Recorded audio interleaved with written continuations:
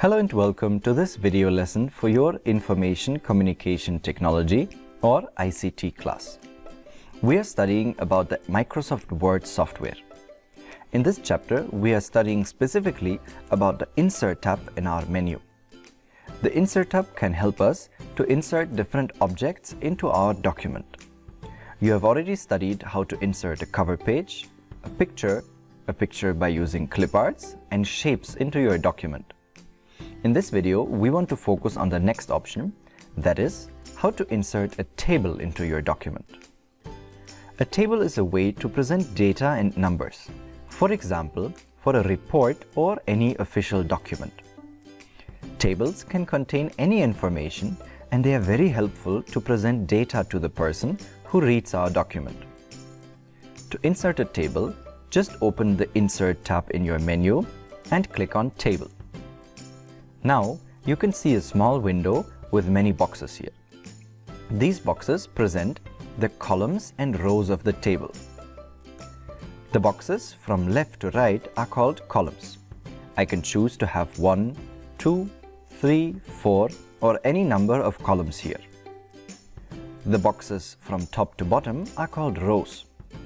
That means I can add 2, 3, 4 or any number of rows here. Let's say I want to insert a table with 3 columns, 1, 2, 3 to the right, and 4 rows. That means 1, 2, 3, 4 to the bottom.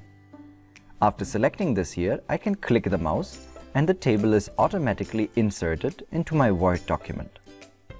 Now, this Table Tools menu will open that gives me different options to edit the table. The first thing that I want to do is to insert the data into our table.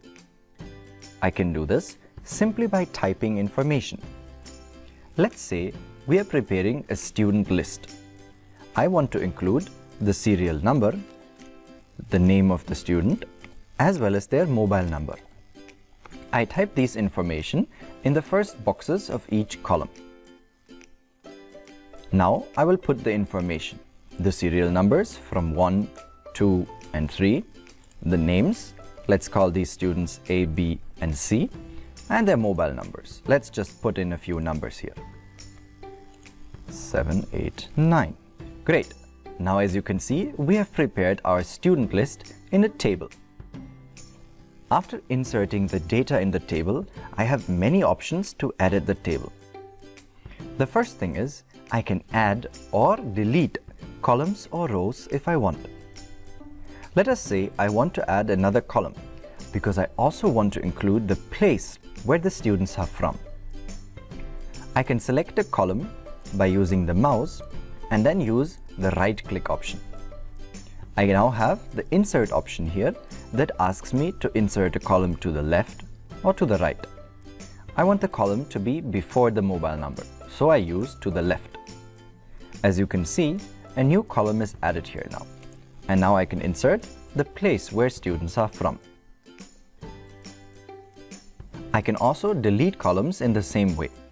I select the column that I don't want to insert, and again I use the right-click option to click on Delete Columns. Now the column is gone again.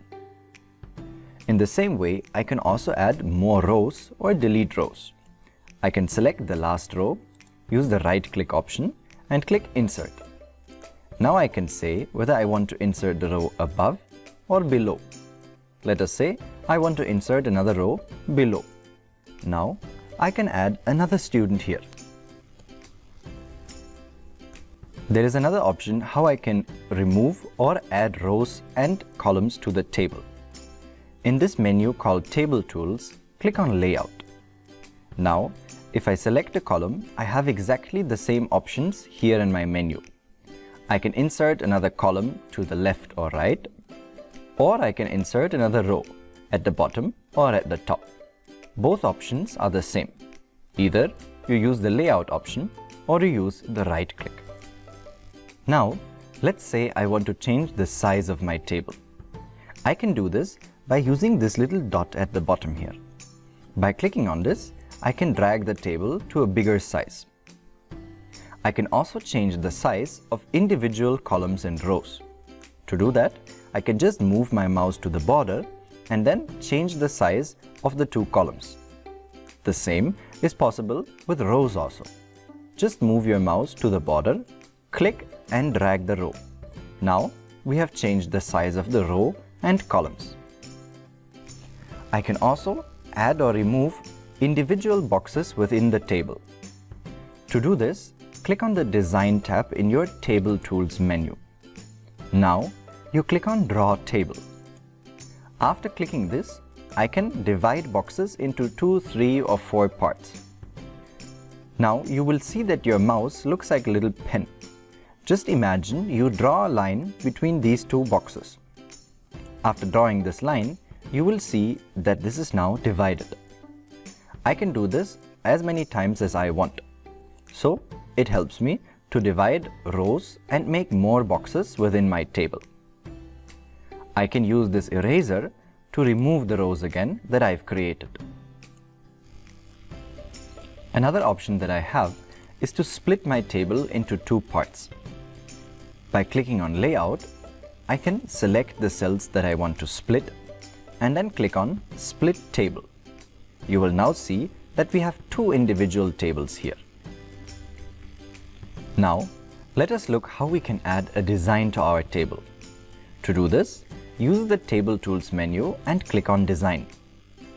If you use this little arrow at the bottom of this box here, you will get many different designs in which you can change the borders and the colors of the table. Let us select one to see how it will look. As you can see, the design is now added. I can change the design in any way that I want. As you can see, the borders and colors will be different for every design. We can also use individual options to design cells of the table. For example, let us select this cell. Now I can click on Shading. That means I can change the color only of this cell. Let us say I want this to be green. I can also change the borders of cells. I can select these three cells, for example, click on Borders, and I will get options to change the border here. I can also change the color of the border, for example, into red. The last thing that we want to study in this video is to change the text alignment of your text and data in the table. Let us understand this. If you click on Layout, you will see these 9 boxes here. They help us to change the text alignment. Let us select the text in these 3 cells here. As you can see, the text is in the left and upper side because this box is selected. If I select the box in the center, my text will come to the center. By using these options here, I can choose the position of my text in the table. This is very helpful to make the tables easy to read. Usually, tables are created in such a way that the text is centered in the middle. As you can see, now it is easy to read. Alright, great. We hope you have understood how to insert a table into MS Word document and also how you can edit the table into many different ways.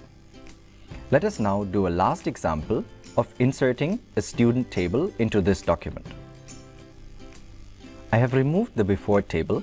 Now we can start fresh. Let us click on Insert, on Table, and then select the number of rows and columns. We will use 4 columns and 4 rows here. Again, we insert the serial number, the name of students, their place, and their mobile number. Now, I can insert the data. Numbers 1, 2, 3. I will give the names A, B, C. They are from places D, E, F, and we will keep random numbers for the mobile numbers here. Now, let us say this first column should have a different color to make it easy to read. I can click on Shading and then select a color here to make it easier to read that this is the headline. I want the serial number to be a bit smaller, so I drag this border here and make it small. Now, I want these other 3 tables to be the same size. So I select all of them, and in the Layout option, I can click on Distribute Columns. Automatically, all of these will have the same size now. Now, let us select all of the text and center it in the middle. Now it is much easier to read. As you can see, inserting a student table can be very easy by using the table option in your MS Word document. Tables can not only be used for student lists, but for many different purposes. We hope you have understood the table tool of the MS Word software and you can create your own tables now. Thanks for watching.